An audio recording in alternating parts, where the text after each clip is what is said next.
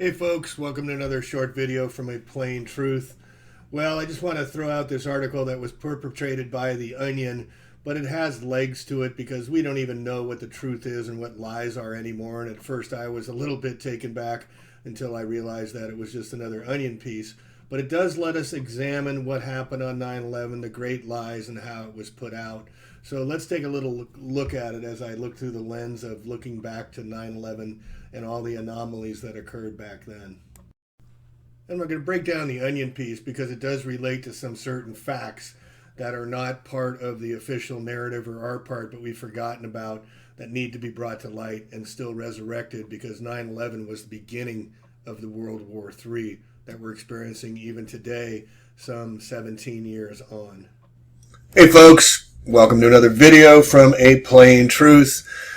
I mean, it just doesn't get more like The Onion every day. I couldn't tell if this was a real story or not, but apparently it is. CIA director issues apology statement to Osama bin Laden's family, January 22nd, 2019. The CIA director, Gina Haspel, issued an apology statement to the family of bin Laden in light of evidence, what evidence, that clears al-Qaeda leader of the involvement in 9/11 attacks. What? She said the CIA had erroneously rushed to judgment. Oh, let's defund their billions and trillions of spook spy agencies because they can't even get it right on such a big subject. She said the CIA extends its sincere and heartfelt apologies not only to Osama bin Laden, but also to the grieving families and the members who stood by the side. How about the hundreds of thousands you murdered in Afghanistan over the lies that it was by bin Laden, a 6'6" guy on dialysis machines that the greatest military in the world couldn't find over a decade? Oh, but the opium sales went through the roof, but that's good. She said the CIA had based its entire 9/11 investigation on a testimony of a single questionably reliable eyewitness. Questionably reliable. Can you say oxy and a moron? We understand there's nothing we can do or say that will bring Osama bin back, but we hope that bin Laden family will accept restitution of $18 million in recognition of pain and suffering. Oh, the payoff. Zacharias Mosasoyo, another accused, acted alone in the perpetrating 9/11 attacks. Remember the picture of him all bundled up? He is accused of taking lying lessons. Look at that. He accused of not even flying. Accused of taking lying lessons early in 2001. Boy, this could be The Onion. KHO. So, who's this Gina Haspel? Well, before that, the timeline, they said, well, we're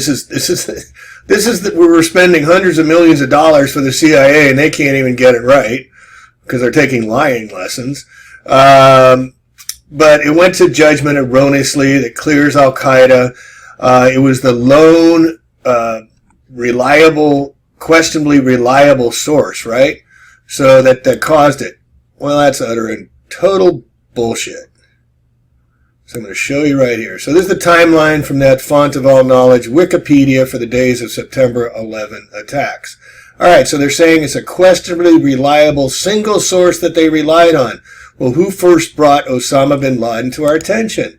Well, if we look at 9/17, remember the attacks began at 8:30, 9:17 in the morning, some 45 minutes after the first hit on the first World Trade Center 7 on 9/11/01, CBS News correspondent Jim Stewart in Washington mentions that in the intelligence community, Osama bin Laden is a probable suspect.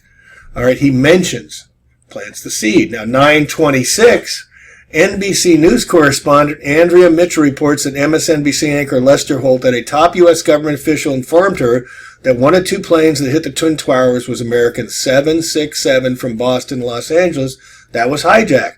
Oh, Andrea, you're getting all the important information, Andrea. And then at 10:05, Andrea Mitchell, reporting on NBC from outside the Pentagon, reports that Osama just happens to be there, that Osama bin Laden may have been involved in the attacks. So is this the questionably reliable source? Is it Andrea Mitchell? Is that who it is? The wife of Alan Greenspan?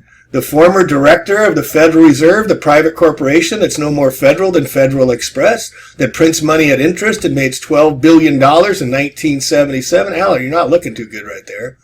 So, It's all connected, folks. It's all part of this game they play with us. And who's this Gina Haspel piece of crap woman? Well, it turns out that she's a torture specialist. Hey, torture journaling. So this is August 2018.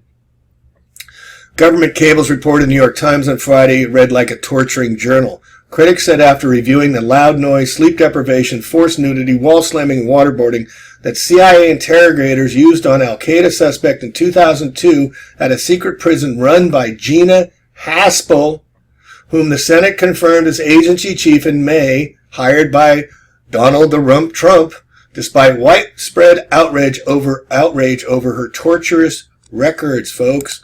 She's a torture specialist. Oh, we're so sorry we killed you. So how about all the bin Laden team that was all killed, the dead SEALs? How about all the dead SEALs that died? Over 20 dead SEALs that were on the SEAL Team 6 that allegedly took out Osama bin Laden in Pakistan. Remember they cut in the 60-minute show when that girl Laura, who allegedly was raped in Egypt during the Arab Spring, and then it was 3 months after she survived the attacks in Egypt, she was coming on 60 Minutes to announce that she was back and her reporting her story of how she was attacked and sexually assaulted in Egypt and get her guaranteed highest ratings. And the first commercial they break into emergency is, Osama bin Laden has been killed over Pakistan. Oh, by the way, we buried him at sea according to Islamic law and dumped him into the ocean, even though Afghanistan is landlocked, folks. You gotta just the absurdity of this is beyond the pale. And look at the date, May 2nd, 2011. May is 5, 7 is 2, 9, 11. May 2nd, 5, 2. 5 and 2 is 7, 7 and 2 is 9, 9, 11. You know how they love to play their games.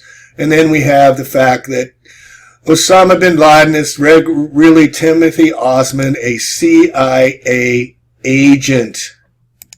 It's not my contention that Osama bin Laden definitively has been dead for some time, but that his death has been announced a number of times at any rate, and I don't see why we should take this pronouncement any more seriously than any of the previous pronouncements, especially considering the complete and utter lack of evidence that has so far been produced to show that Osama bin Laden or anyone resembling that description was actually killed yesterday.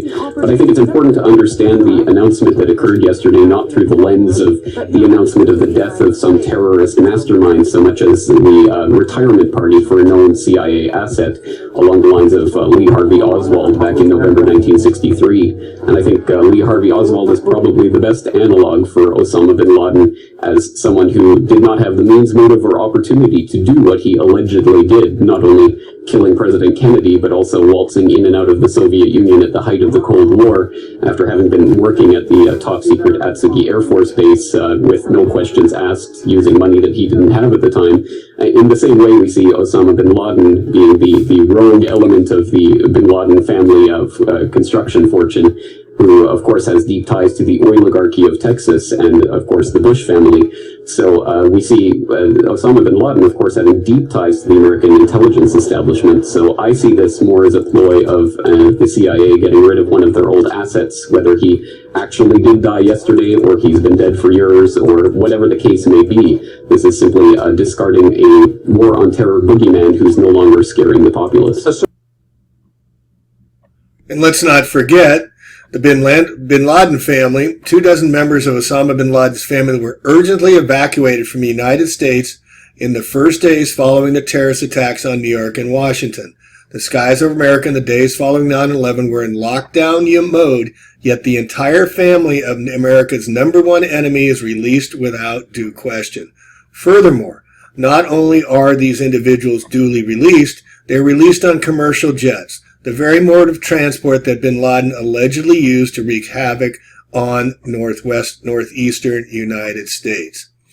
Not a single American citizen could fly after 9/11, yet we gave permission to the family of the evil mastermind who allegedly used the commercial jets to damage 4 buildings to escape the United States on commercial jets. The Bush administration knew that bin Laden was not responsible for the attacks, so releasing bin Ladens would not mean much. Or maybe we're just missing something here. Indeed. President Bush signed legislation today creating an independent commission to investigate the September 11th attack on America. The president named a supporter, Dr. Henry Kissinger, Secretary of State in the Nixon and Ford administrations to head the panel. He has a penchant for secrecy, which is not what's needed here. There are questions about his role in Vietnam, his role in the coup in Chile. Several family members approached Kissinger and requested a meeting at his office in New York. Prior to the meeting, Kristen Breitweiser conducted a thorough investigation of Kissinger's potential conflicts of interest. Probably much to the chagrin of some of the people in the room, Larry asked some very pointed questions. Do you have any Saudi American clients that you would like to tell us about? And he was very uncomfortable, kind of twisting and turning around the couch. And then she asked whether he had any clients by the name of Bin Laden. And he just about fell off his couch. Former Secretary of State Henry Kissinger stepped down from the position Friday. We thought the meeting went well.